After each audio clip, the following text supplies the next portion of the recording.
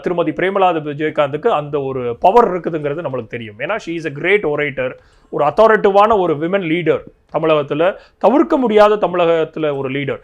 எல்லாரும் போல ஒரு கணவர் மறைந்ததுக்கு அப்புறம் அரசியலுக்கு வர்றதுன்னு இல்லாமல் கணவர் கூடையே சேர்ந்து அரசியல் கட்சியில் பயணப்பட்டதுனால அவர்களுக்கு மிகப்பெரிய ஒரு எல்லா விதத்திலையும் அறிமுகப்பட்ட முகமாக தமிழகத்தில் இருக்கிறார்.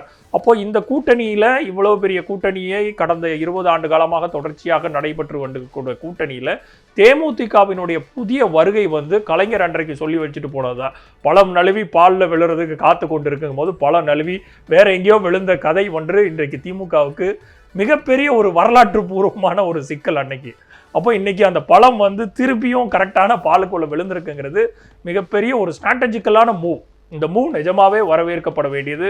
அதில் போக இன்னொரு அனாலிசிஸ் நீங்கள் என்ன பண்ணணும்னா, அமமுக பிரித்த ஒரு ஓட்டு ஒன்று இருக்கு இல்லையா, லாஸ்ட் டைம் எலெக்ஷனில் அமமுக பிரித்த ஒரு ஓட்டு கிட்டத்தட்ட ஒரு 5000 to 10,000 ஓட்டுகளை அதிமுக கூட்டணிக்கு பிரித்தது இருக்கு. அதே வாக்கு வங்கி வித்தியாசம்தான் திமுகவோட கூட்டணிக்கு மிகப்பெரிய ஒரு பலமாக இருந்தது. கிட்டத்தட்ட ஒரு 18 to 24 தொகுதிகளில் தோராயமாக 1000 to 10,000 ஓட்டு வித்தியாசம் தான். அப்போ இது எல்லாத்தையுமே கன்சால்டேட் பண்றதுக்கு நீங்க அமமுகவை திருப்பி என்டிஏ கூட்டணிக்குள்ள இழுத்திருக்கிறாங்க.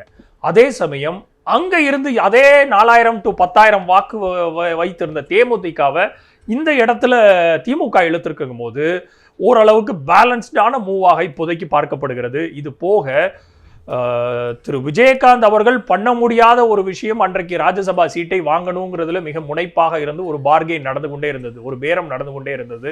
அதை வெற்றிகரமாக இன்றைக்கு திருமதி விஜயகாந்த் அவர்கள் திமுகவில் பலம் வாய்ந்த ஒரு கூட்டணியில் ராஜ்யசபா சீட்டையும் உறுதி செய்திருக்கிறார் அப்படிங்கிற ஒரு தகவல் வர்றதே மிகப்பெரிய ஒரு திருமதி விஜயகாந்துக்கு பெரிய வெற்றி.